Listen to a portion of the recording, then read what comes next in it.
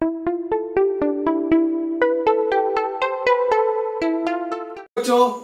आज physics class में आप सभी का स्वागत है। जो बच्चे हमसे पहली बार जुड़ रहे हैं उन्हें पुराने वीडियो का लिंक ऊपर आई बटन एवं नीचे डिस्क्रिप्शन बॉक्स में दिया गया है। अगर किसी प्रकार का कोई डाउट है तो हमसे टेलीग्राम ग्रुप की सहायता से जुड़ सकते हैं। आज का क्लास स्टार्ट करते हैं। ठीक है बेटा, तो आज का क्लास स्टार्ट करते हैं। आज हम पढ़ते हैं चुंबकीय क्षेत्र रेखाएं। इंग्लिश से क्या बोलते हैं बेटा? Magnetic field lines. क्या बोलते हैं बेटा? Magnetic field lines. ठीक है, इसके बारे में सबसे पहले जिस साइंटिस्ट ने खोज की बेटा उसका नाम है माइकल फैराडे। क्या नाम है बेटा? Michael Faraday. माइकल फैराडे ने यह बताया कि चुंबकीय क्षेत्र को ग्राफिक रूप में चुंबकीय क्षेत्र रेखाओं की सहायता से प्रदर्शित कर सकते हैं। ये जो चुंबकीय क्षेत्र रेखाएं होती है वो दोनों प्रकार की होती है बेटा, विजुअल भी होती है और अंतर्दृष्टि परख भी होती है। ठीक है, इसका एक अपन उदाहरण देखते हैं बेटा, कैसे बनता है चुंबकीय क्षेत्र रेखाएं, है ना। उसका एक उदाहरण देखते हैं। उसके लिए हम क्या करते हैं, एक कांच की प्लेट लेते हैं। क्या लेते हैं बेटा? एक कांच की प्लेट। अब उस कांच की प्लेट के ऊपर में आप एक चुंबक रख दीजिए। ये हमने एक चुंबक रख दिया बेटा, ठीक है, एक चुंबक रख दिया। अब इसके प्लेट के चारों ओर छोटे छोटे आयरन के कण, आयरन फिलिंग्स जिसको बोलते हैं, कण रख देते हैं बेटा। क्या रख देते हैं? आयरन के छोटे छोटे टुकड़े, कण रख देते हैं, एकदम छोटे छोटे महीन कण। और आप इस कांच की प्लेट को पेंसिल की सहायता से अगर आप ऐसा डिस्टर्ब करेंगे तो आप देखेंगे ये जो छोटे छोटे आयरन के कण है वह एक वक्राकार मार्ग में परिवर्तित हो जाती है। वक्राकार मार्ग में परिवर्तित हो जाती है, यह वक्राकार बन जाती है।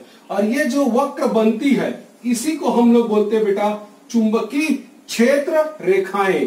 क्या बोलते हैं? चुंबकीय क्षेत्र रेखाएं। जब ये वक्राकार बन जाएंगी तो लगभग लगभग आपको इस तरीके के आपको दिखाई देती है। ये आपको ध्यान रखना। क्लियर? तो ये इस तरीके से हम देख सकते हैं। इसी जो चुंबकीय जो क्षेत्र रेखाएं हैं उसको हम इस तरीके से भी कल्पना करते हैं। कैसे कल्पना करते हैं? हम एक चुंबक लेते हैं बेटा। क्या लेते हैं? चुंबक। अब इस चुंबक के चारों ओर का क्षेत्र को क्या बोलेंगे बताइए? चुंबकीय क्षेत्र। अब इस चुंबकीय क्षेत्र में मैं मान लो एकांक उत्तरी ध्रुव, क्या बोला बेटा? एकांक उत्तरी ध्रुव को रख देते हैं। जैसे हम इसको एकांक उत्तरी ध्रुव को इस चुंबकीय क्षेत्र में रखेंगे चुंबक के, तो ये दो प्रकार के बल का अनुभव करेगा बेटा। एक उत्तरी ध्रुव के कारण इस पर कौन सा बल लगेगा? प्रतिकर्षण बल लगेगा, और उस प्रतिकर्षण बल की दिशा इधर होगी बेटा। और दक्षिण ध्रुव इसको क्या करेगा? अपनी ओर आकर्षित करेगा, तो उसका बल की दिशा इधर होगी, आकर्षण की दिशा है इसलिए साउथ की ओर होगी बेटा, यह आकर्षण बल।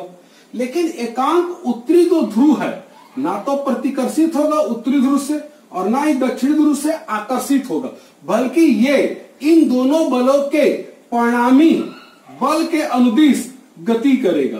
कहां गति करेगा बेटा? परिणामी बल के अनुदिश गति करेगा। और ये जिस मार्ग का अनुसरण करती है एकांक उत्तरी ध्रुव, उसी मार्ग को हम चुंबकीय क्षेत्र रेखाएं कहते हैं। चुंबकीय क्षेत्र रेखाएं कहते हैं। देखो बेटा, इस तरीके से आप समझ सकते हो, ये चुंबकीय क्षेत्र रेखाएं होंगी। ये उत्तरी ध्रुव से प्रतिकर्षित होते होते होते दक्षिण ध्रुव की ओर क्या होगी? आकर्षित होगी।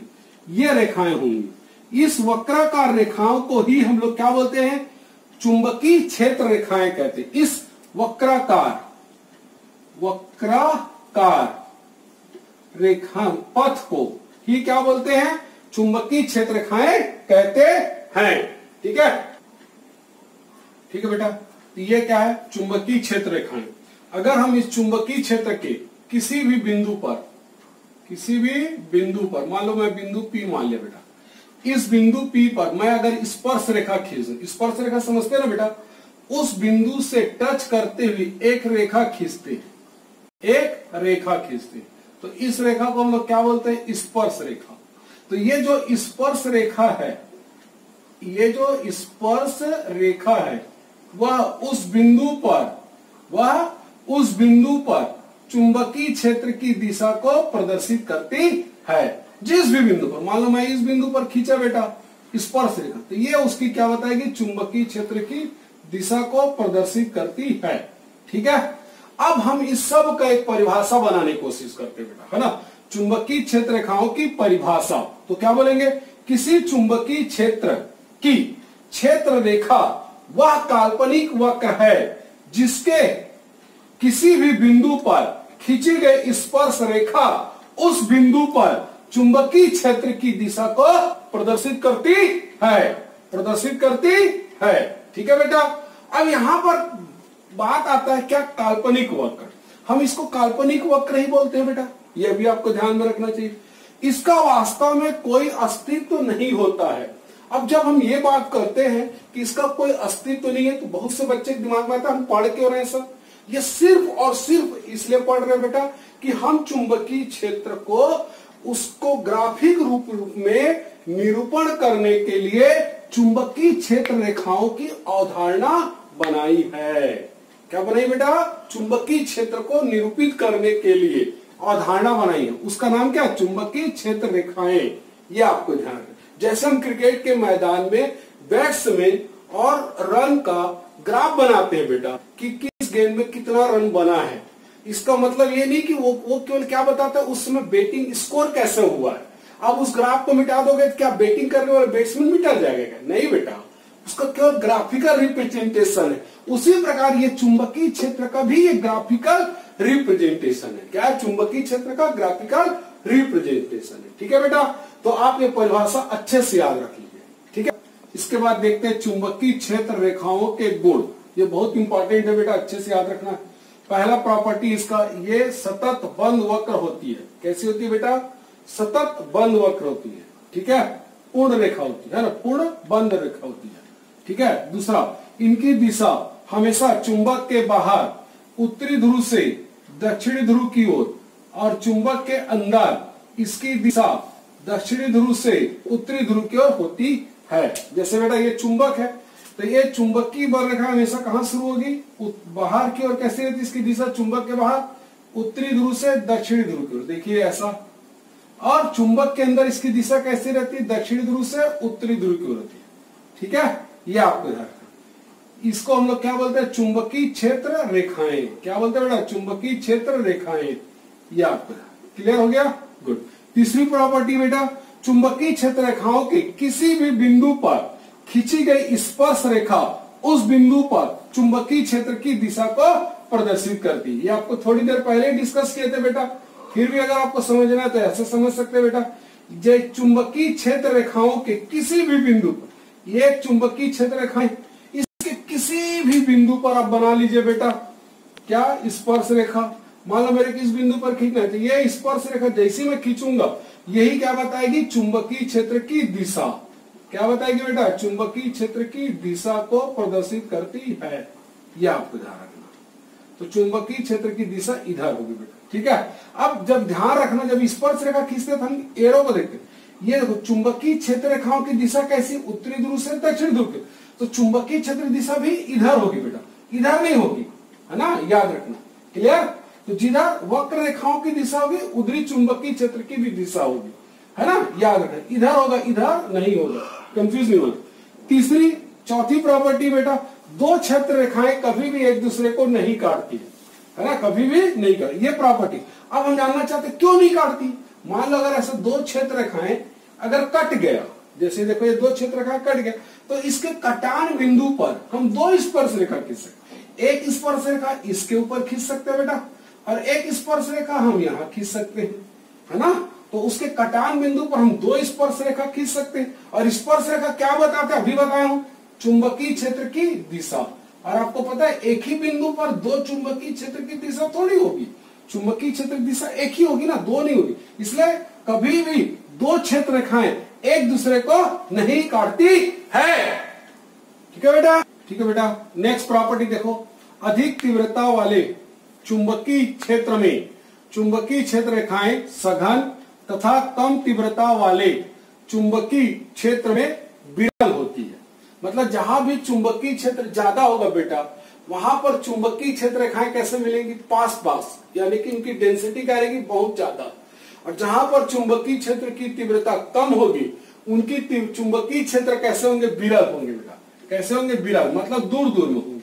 ठीक है। नेक्स्ट प्रॉपर्टी बेटा, ये क्षेत्र रेखाएं खींची हुई डोरी के समान लंबाई में सिकुड़ने का प्रयास करती है। कैसे समझेंगे बेटा, देखो यहां, ये मान लो हमारे पास ये चुंबक है, इस चुंबक की चुंबकीय क्षेत्र रेखाएं कैसे बनाती है, उत्तरी ध्रुव से बाहर निकलती बेटा, और दक्षिण ध्रुव पर क्या हो जाती, समाहित हो जाती है।